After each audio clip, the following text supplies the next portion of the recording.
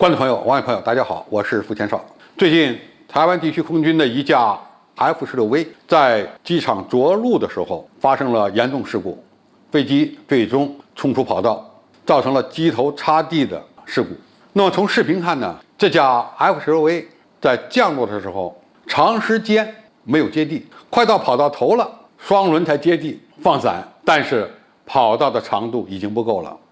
该机呢最终冲出跑道。那么从这个视频上看，这个飞行员操纵飞机是存在着比较大的问题。由于它的落点过于靠后，机轮始终没有接地。但是呢，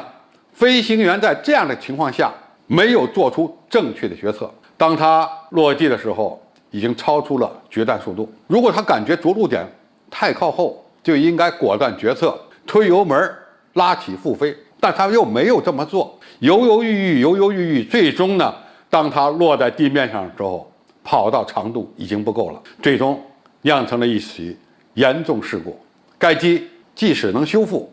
它也要花很多的钱。但是网友们可能更关注的呢是这架飞机的型号，它叫 F-16V， 这个型号应该是台湾地区最新的一款 F-16战斗机了。我们知道上个世纪80、90年代的时候呢，台湾地区当局曾经从美国引进过一批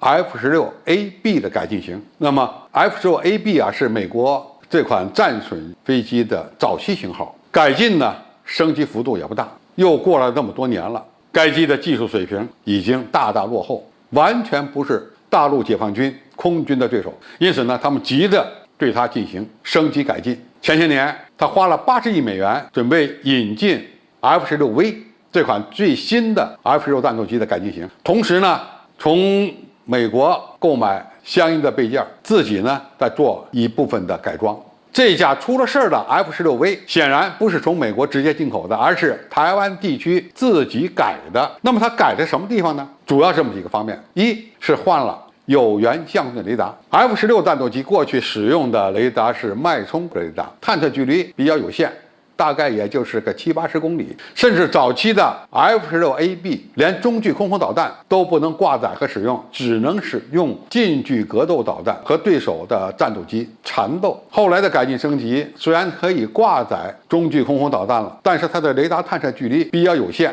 很难做到先敌发现、先敌攻击。那么到了 F-16V 呢，这样的情况呢就大大改善了，因为换装了有源相对雷达以后，它看的能够更远，而且呢能够多目标跟踪、多目标攻击，空战能力大幅度提升。当然，它其他的机载设备呢也做了相应的升级换代，特别是它的动力系统，发动机的最大推力由过去的11000公斤左右提升到了14500公斤这个水平，飞机的推动比提升了，机动性呢也就会有较大的改善。那么很多网友对 F-16V 之所以感兴趣，是希望能够和大陆人民解放军空军的歼10C 做一个比较，谁更强更好一点。歼10C 呢是我们国家自行开发的，具备3代机水平的先进战机。那么歼10C 又是在歼10的基础上经过2轮改进而成的一款具备3代半水平的先进战机。它的改动有这么几个方面：雷达由歼10B 的无源相对雷达换成了有源相对雷达，探测距离更远，多目标搜索跟踪、多目标攻击的能力也大幅度的改善。这一点呢，路数跟 F-16V 差不太多，但是 F-16V 在外形上面变化不大，而歼10C 可就不一样了。它除了换装的雷达以外，综合航电系统有了升级，同时外形做了调整，特别是进气道由常规的2元多波系进气道变成了棒式进气道。那么这种进气道隐身效果比较好，重量轻、阻力小等一系列的优点。歼10C 由此呢就变成了一款半隐身的战斗机，它的雷达反射截面是大幅度降低，再加上如果涂上了隐身涂料，那么在和常规的第3代战斗机抗衡的时候，它就具有了隐身的优势。再加上它还配备了新型的红外搜索跟踪系统，在雷达不开机的情况下，就能够探测到100多公里以外的敌方目标，可以隐蔽接敌、隐蔽攻击。这一点，美国的 F-16V 是不具备的。那么 F-16V 虽然那个发动机提升了，功率上去了，歼十 C 换装了国产的涡扇10发动机之后呢，推力也有所提升，因此双方在机动作战这方面呢，应该说水平相当。当然，歼十 C 还有一个优点，那就是它挂载的武器水平相当高。比如说，它配备的霹雳10近距格斗导弹，离轴发射角也好，跟踪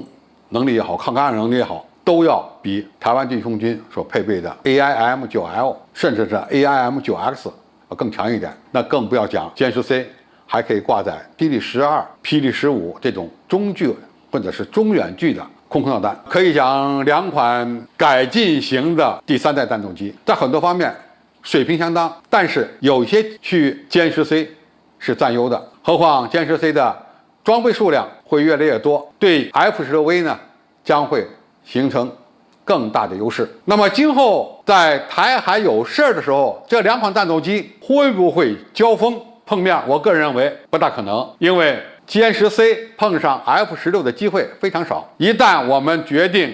武力解放台湾，那么 F-16A 根本就没有出手的机会，就会全部毁在地面上，因为我们打机场的能力太强，手段太多，因此靠这么一款所谓的先进战机就想以武拒统，可以说是根本做不到的。好，今天介绍就到这里，谢谢大家收看，感兴趣的朋友我们可以在下面的留言区留言交流讨论，我们下期再见。